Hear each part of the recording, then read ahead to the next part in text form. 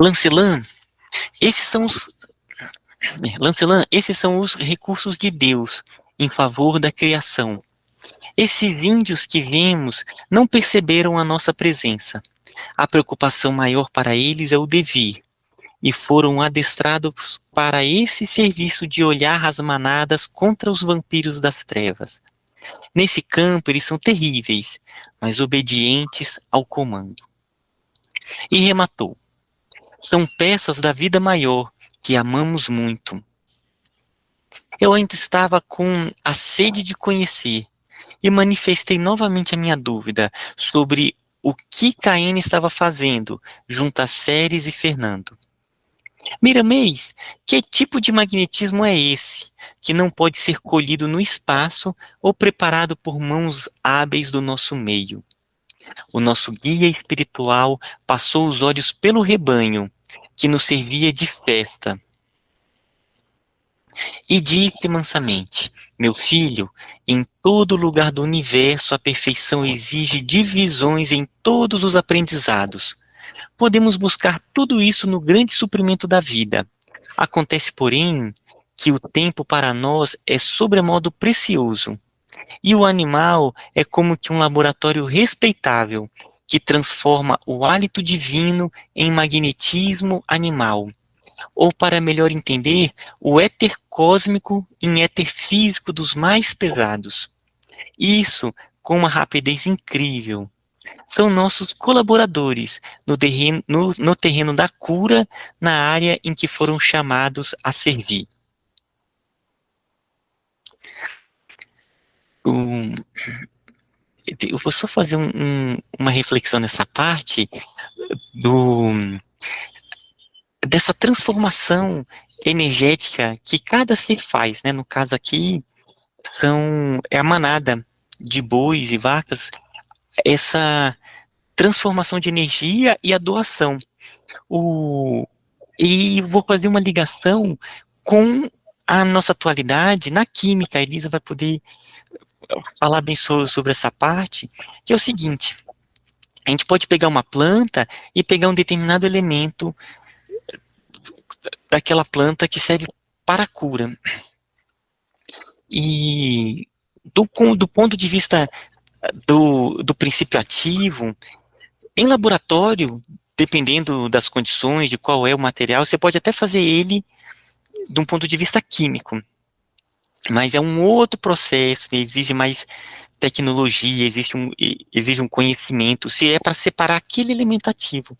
Aqui, do ponto de vista da energia também, em determinados laboratórios, é possível fazer a dinamização, trabalhar determinadas energias, ou já obter de seres que realizam essa transformação, doando essa energia para ser usada, sabe? Então a natureza está repleta de dínamos, de laboratórios vivos que estão ali fornecendo energias específicas, que é usada pelo mundo maior.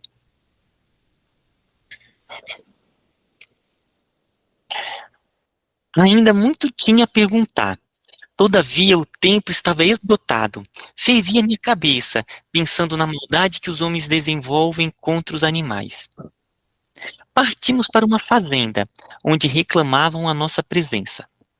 Era casa de engenho dos tempos modernos, porém com as mesmas características dos antigos engenhos. Ainda existe a escravidão? Perguntei a mim mesmo, e eu mesmo pude responder-me. E como existe, só que em outra modalidade. A vida transforma tudo, sem que tudo desapareça, e os espíritos, nesse ínterim, ganham experiências e encontram a verdade, que os liberta definitivamente do egoísmo. A casa era grande, e em torno dela estendia-se uma varanda, onde se viam várias redes com alguns dos capatazes deitados, conversando uns com os outros, esperando o patrão para darem notícias e receberem ordens. Nos fundos, serenamente, corria um córrego, e nele alguns patos deslizavam, bicorando as margens.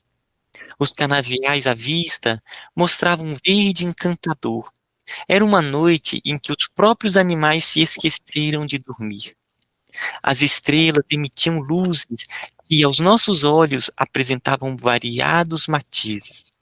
A lua parecia abrir-se ao abraço luminoso do Rei Sol, recebendo ondas de energia que ela transmutava e despejava como elemento de vida as vidas que pululam na Terra. Grande espetáculo da cosmografia do espaço. Aos olhos espirituais, podia-se notar, sob a luz de estrelas cintilantes, anjos descendo do infinito, como astros de luz que, ao se aproximarem da nossa casa terrena, dividiam-se em missões diferentes, trazendo a mensagem de Deus e Cristo para todos os departamentos da vida. E o bem, confundindo todos os ideais e transformando-os em uma só força, a força do amor e da caridade. Que bonito.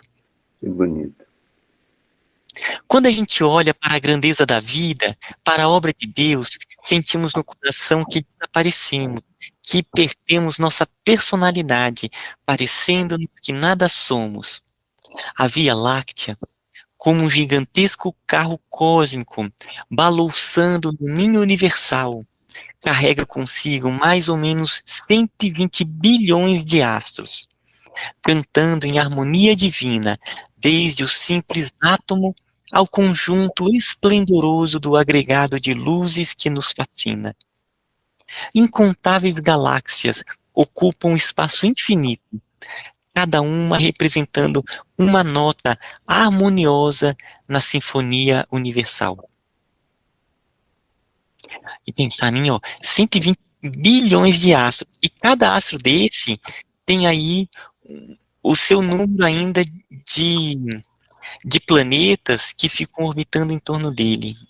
Cada um desses deve ter seus vários planos de vida. É muito grande, né? É muito grande mesmo. Alta madrugada. O patrão entrou riscando as esporas do assoalho sensível de madeira de lei. Acordou os guardas da fazenda, que se puseram à disposição do senhor.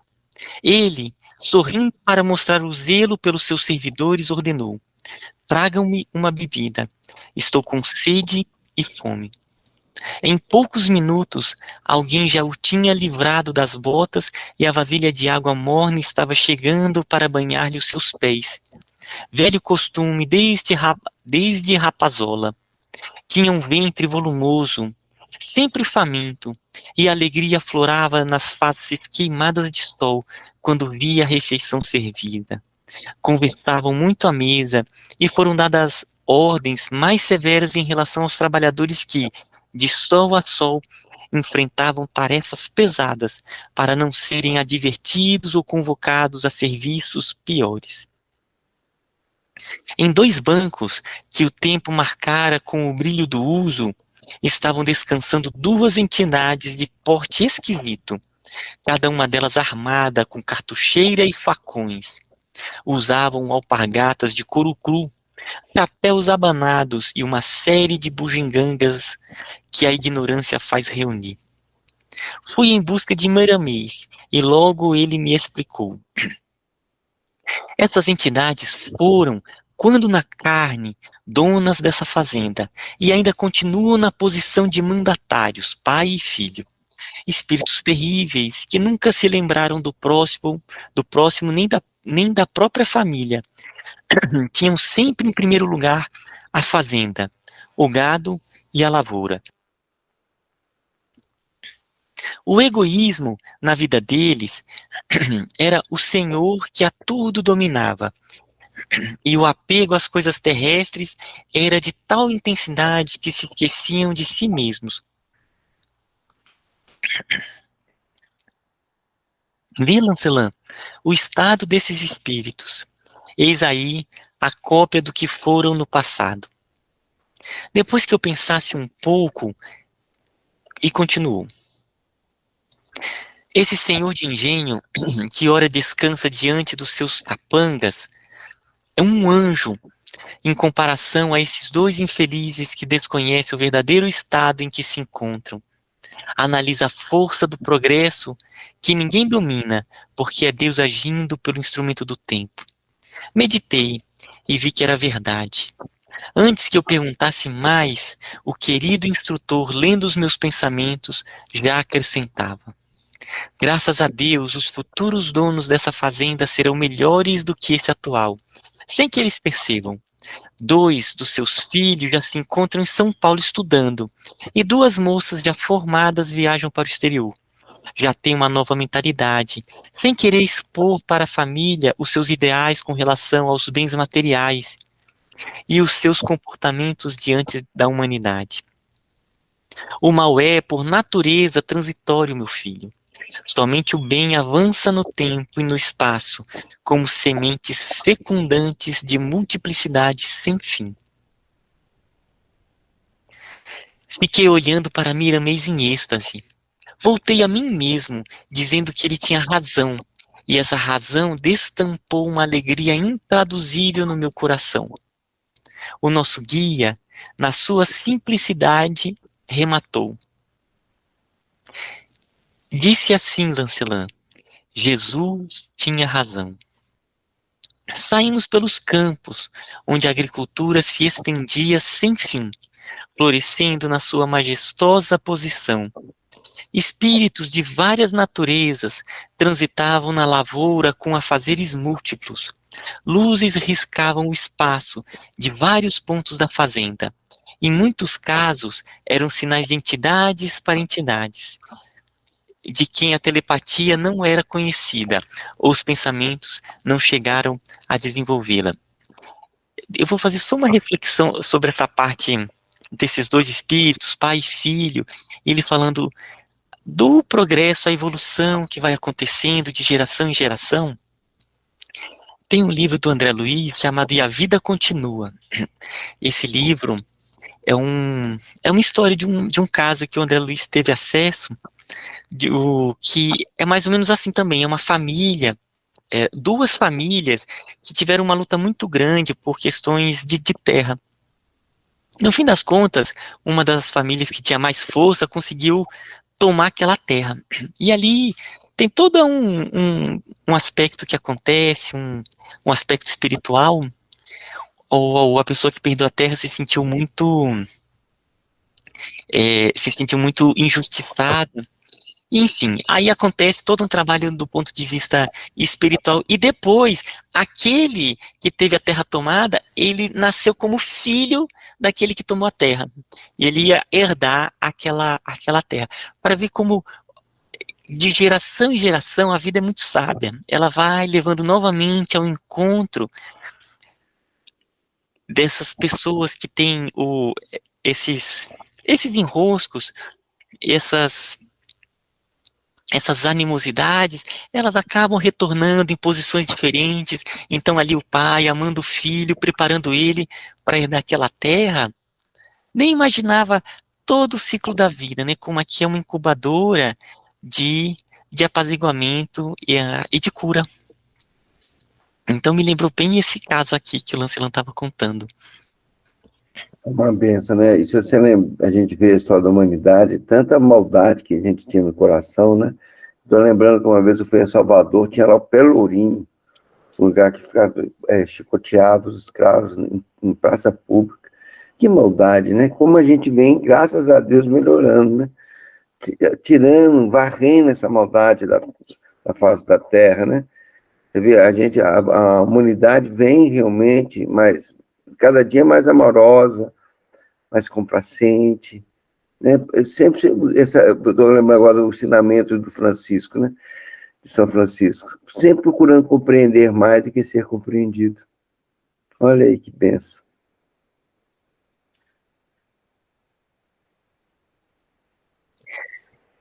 Caine estava encantada com o céu, gostava da natureza, e nós outros compartilhávamos com ela o deslumbramento de ver e sentir a vida festejando e se expressando em todos os reinos da terra. margeando uma grande lagoa que se encosta ao pé de um penhasco, enfileiravam-se muitas casinhas mal construídas, onde inúmeras famílias moravam em condições de vida que se aproximavam mais dos animais. Homens truculentos se esticavam em esteiras grossas feitas de folha de coqueiros, como sendo camas. Mulheres e crianças estavam na mesma situação de penúria. Os últimos, um tanto ou quanto doentes. Avançamos mais e adiante fomos encontrar um velho, não muito idoso, mas que o tempo e os maus tratos o fizeram assim. Rosto enrugado e pele tostada pelos raios do sol da segunda fase do dia, deitado e gemendo, vira-se de um lado e de outro, pedindo a Deus a morte, enquanto os outros ressonavam após as lutas do dia. Os pés do Senhor enfermo, ninguém os reconheceria como tal, pelas fendas que se abriram nos calcanhares e o inchaço que se estendia até os dedos. O ar mal entrava em seus pulmões e o coração parecia uma bomba estragada. A cor pálida demonstrava a má circulação do sangue e o fígado começava a endurecer.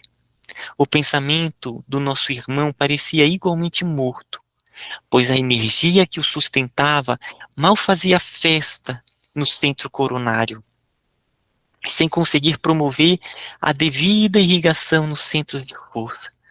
Não sei como ainda vivia. Uma coisa nós tínhamos que admirar, por não encontrarmos nos centros civilizados. Era o ar ambiente, com aquele cheiro saudável das campinas. Parecia que era soprado pelos anjos que viajam em suas correntes de energias. Fiquei novamente inquieto, querendo explicação para algo que me inquietava. Quem era aquele homem, por Deus, que sofria tanto?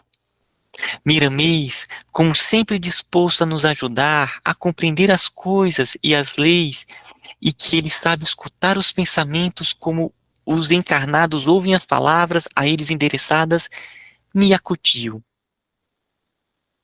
Lancelã, esse senhor é o magarefe da fazenda. E o pior é que desempenha sua função com maldade. Tem o prazer em matar sem piedade. Não é bom que descrevamos os seus gestos, porque os encarnados já sabem com clareza o comportamento dos homens nos matadouros.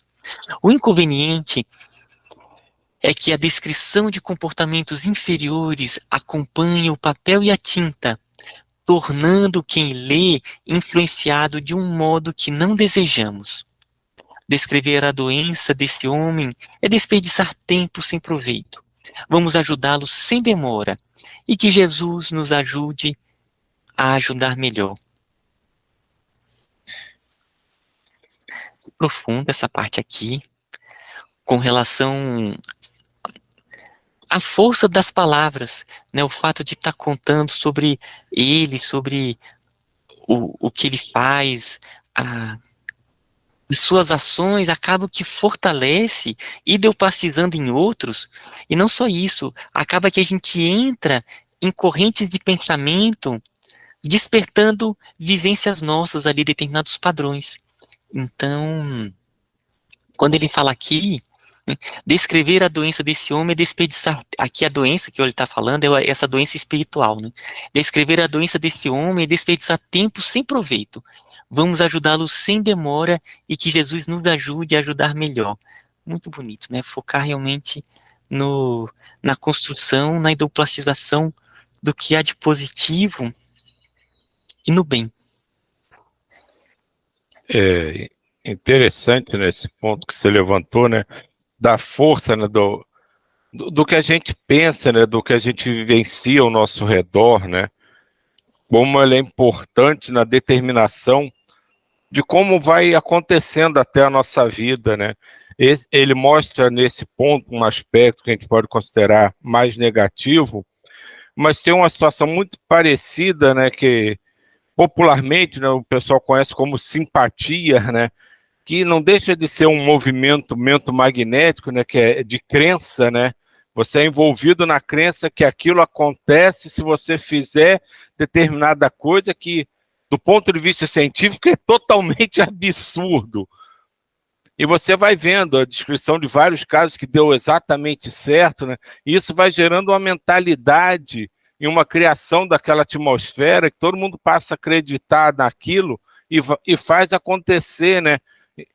Então é mais ou menos a mesma coisa, né? Quando você se deixa envolver muito profundamente com as coisas e, como ele diz, eles mal pensavam, né? Eles nem pensavam, né? Eles eram quase que tocados como a própria boiada que eles tomavam conta. E as energias vão produzindo aquelas coisas, plastizando aquela situação, e a coisa vai acontecendo por pura força do pensamento, né? Então, me lembrei agora de um aspecto também extremamente popular, que tem um efeito mais benéfico, né? Porque normalmente são para coisas boas, né? Até para curar determinadas pequenas alterações do corpo, né? Eu lembrava de uma que para verruga, nego, contava o número de verrugas e fazia um corte com a unha no tronco da bananeira. Quando um secava no tronco da bananeira, secava, sumia a verruga no teu corpo também. Cara, e você ouve relatos vários, né, de que isso funciona, né? E é uma coisa, se você parar para pensar, puramente crença, e a crença faz o quê? Que você, acreditando, você gera uma força mental que muda a energia, e pô, quem sou eu para dizer que sim ou que não, né? Mas que a coisa acaba acontecendo.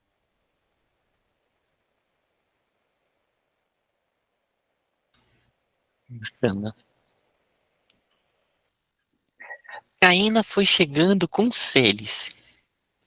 Os dois em alegria sem precedente, envolvidos na simplicidade e na vida da natureza. Entregaram a Miramês os fluidos que foram colhidos no convívio com os animais e no silêncio da natureza.